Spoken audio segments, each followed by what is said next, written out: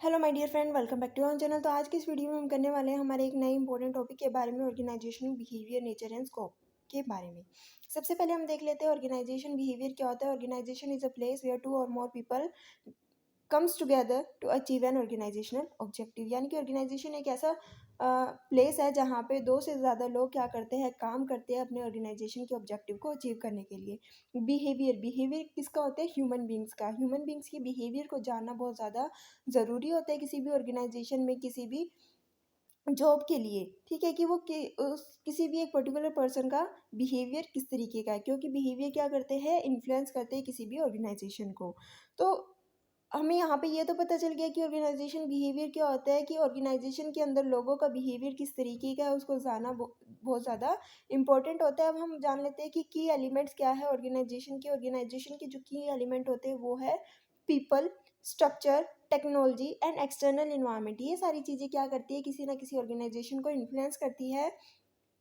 अब हम जान लेते हैं कि nature and scope of organization behaviour का नेचर क्या है और क्या इसका स्कोप है। तो सबसे पहला आता है इंटरडिसिप्लिनरी अप्रोच। इंटरडिसिप्लिनरी अप्रोच क्या कहता है कि organizational behaviour integrates knowledge from various relevant disciplines. यानी कि एक ऑर्गेनाइजेशन में एक लोग तो, कोई एक पर्सन तो काम नहीं करता, कोई एक इंडिविजुअल तो काम नहीं करता, बहुत सारे इंडिविजुअल क्या करते हैं, ग्रुप में काम करते हैं ताकि ऑर्गेनाइजेशन की गोल को अचीव किया जा सके। सबका अलग बिहेवियर होता है, सबके पास अलग अलग नॉलेज होती है। तो यही कहा गया है कि ये क्या है, इंटीग्रेटेड नॉलेज, जहाँ पे सबकी नॉलेज को क्या किया जाता है, इंटीग्रेट किया जाता है। सबकी अपनी अपनी स्किल्स होती है, अपनी अपनी नॉलेज होती है, अपना अपना बिहेवियर होता है। उसके बाद हम बात करते हैं ना अप्लाइड साइंस। अप्लाइड साइंस का मतलब क्या है, जहाँ पे प्रैक्टिकली लॉजिकली वे में चीज़ों को समझा जाता है, किया जाता है। तो organizational behaviour is oriented towards understanding the forces that affect behaviour. ऐसे कौन सी फोर्सेस है जो क्या करती है, इंडिविजुअल के बिहेवियर को इफेक्ट करती है, अफेक्ट करती है, so that their affect may be predicted and guided towards effective functioning of organization. यानी कि किस तरीके से या कौन से ऐसे फैक्टर है, कौन से ऐसे फोर्सेस है जो ऑर्गेनाइजेशन में लोगों के बिहेवियर को इन्फ्लुएंस करती है, लोगों के बिहेवियर को अफेक्ट करती है। उनको जानना बहुत ज़्यादा ज़रूरी है, किस तरीके से लोगों को मोटिवेट किया जा सकता है काम को करने के लिए। तो ये क्या है, ऑर्गेनाइजेशनल बिहेवियर एक अप्लाइड साइंस है, एक इंटरडिसिप्लिनरी अप्रोच है। यानी कि यहाँ पे डिफरेंट डिफरेंट पर्सन की नॉलेज को इंटीग्रेट किया जाता है ऑर्गेनाइजेशन के ऑब्जेक्टिव को अचीव करने के लिए। अब जो नेक्स्ट हमारा नेचर है वो है behavioural approach to management. Behavioural approach to management क्या कहता है, organization behaviour is directly connected with the human side of management. यानी कि यहाँ पे कहा गया कि ऑर्गेनाइजेशन में अगर हम बिहेवियर की बात कर रहे हैं तो किसके बिहेवियर की बात कर रहे हैं, लोगों के बिहेवियर की बात कर रहे हैं जो ऑर्गेनाइजेशन में काम करते हैं। But it is not the whole of management. अब यहाँ पे लोगों की बात कर रहे हैं तो लोगों का मतलब ये नहीं कि हम पूरे मैनेजमेंट की बात कर रहे हैं, नहीं, लोगों के बिहेवियर की बात करें, ह्यूमन साइड की बात कर रहे हैं यहाँ पे। अगर हम बात करते हैं ऑर्गेनाइजेशन में, तो ऑर्गेनाइजेशन में टेक्नोलॉजी भी आती है, ऑर्गेनाइजेशन में स्ट्रक्चर भी आते हैं, ऑर्गेनाइजेशन के अंदर जो है एक्सटर्नल इन्वायरमेंट्स भी आते हैं।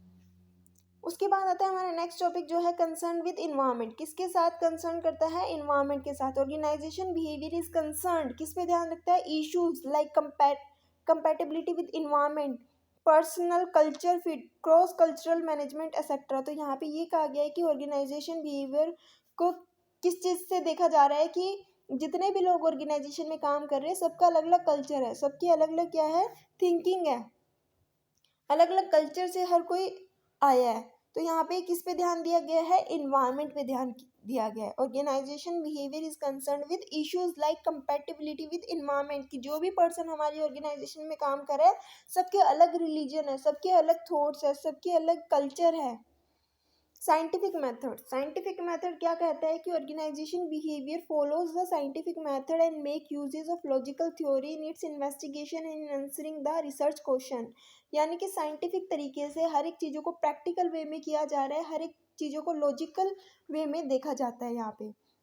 ठीक है, उसके बाद आता है कॉन्टीजेंसी अप्रोच। कॉन्टीजेंसी अप्रोच का मतलब क्या है, there are a few absolutes in organization behaviour The approach is directed towards developing managerial action that are most appropriate for a specific situation, कि हम क्या एक्शन ले सकते हैं आगे अगर कोई ऐसी सिचुएशन अराइज होती है तो ये हम पहले से ही क्या करते हैं, सोच के रखते हैं।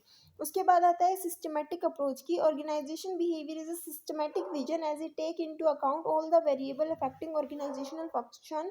ये एक सिस्टमेटिक अप्रोच है। ऑर्गेनाइजेशन बिहेवियर क्या है, एक सिस्टमेटिक अप्रोच है। यहाँ पे हर एक चीज़ों को सिस्टमेटिक तरीके से किया जाता है ताकि ऑर्गेनाइजेशन के अंदर अच्छे से फंक्शनिंग की जा सके, अच्छे से वर्क किया जा सके।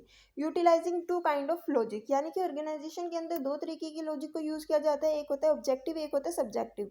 ऑब्जेक्टिव क्या होता है, जहाँ पे हम एम्पेरिकल एनालिसिस पे ध्यान देते हैं, यानी कि जहाँ पे हम चीज़ों को ऑब्जर्व करते हैं, जहाँ पे हम चीज़ों से एक्सपीरियंस लेते हैं, ठीक है, जहाँ पे हम थ्योरी का नहीं प्रैक्टिकली चीज़ों को अप्लाई करते हैं, लॉजिकली हम चीज़ों को देखते हैं, एक्सपीरियंस करते हैं, ऑब्जर्व करते हैं। ये था हमारा ऑब्जेक्टिव। लेकिन अगर हम सब्जेक्टिव लॉजिक की बात करें तो सब्जेक्टिव लॉजिक में क्या आता है, कॉमन सेंस का यूज़ किया जाता है, इंट्यूशन का यूज़ करते हैं, experience, gut feeling, metaphor, learning from stories and cases, persuasive literature, इन सारी चीज़ों का यूज़ किया जाता है। तो क्या क्या चीज़ें थी, टू टाइप्स के लॉजिक का यूज़ किया जाता है, objective logic and subjective. It utilize both the objective and subjective logic. Objectivity is concerned with reaching a fact, किसी भी फैक्ट पे पहुंचना थ्रू एम्पेरिकल एनालिसिस। अब यहाँ पे बात आती है एम्पेरिकल एनालिसिस क्या होता है, which is based on the observations और एक्सपीरियंस, ठीक है।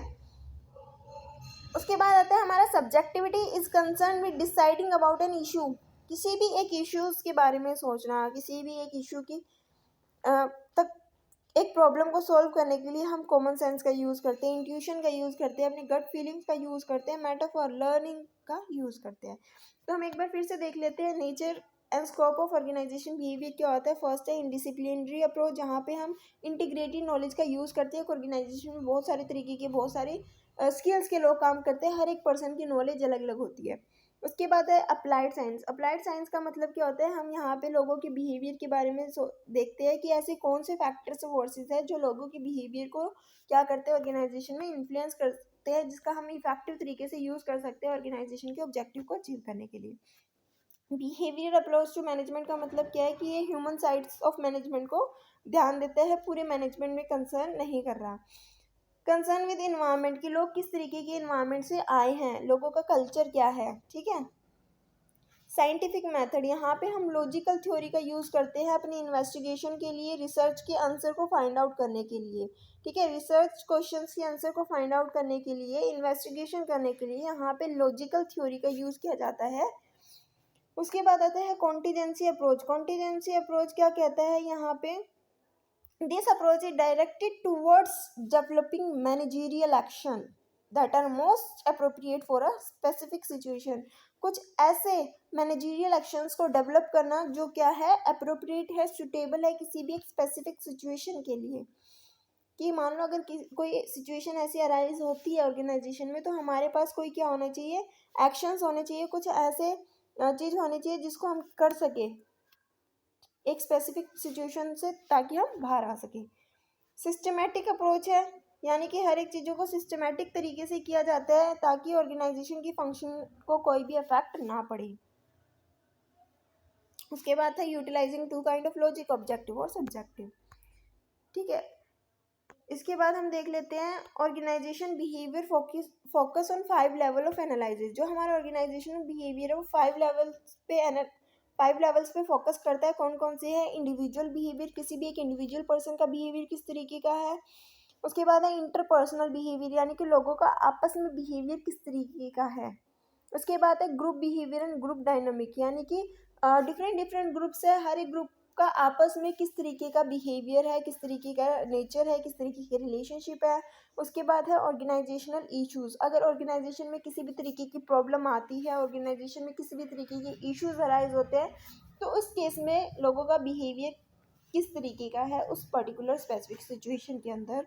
उसके बाद है इन्वायरमेंटल इशू, कोई भी इन्वायरमेंटल इश्यूज आते हैं, कोई भी लॉ चेंज होते हैं, पॉलिसीज चेंज होते हैं, इन्वायरमेंट में चेंज आता है, टेक्नोलॉजी में चेंज आता है, हमारे कंपटीशन में चेंज आता है। तो इन सारी केसेस में जो लोग हैं, जो पीपल हमारे ऑर्गेनाइजेशन में काम कर रहे हैं, उनका किस तरीके का बिहेवियर होगा। आई होप आपका ये टॉपिक अच्छे से क्लियर हो गया होगा, समझ में आ गया होगा। कोई डाउट है तो कमेंट सेक्शन में आप कमेंट करके पूछ सकते हो। वीडियो अच्छी लगी तो वीडियो को लाइक शेयर सब्सक्राइब करना मत भूलना। Thanks for watching.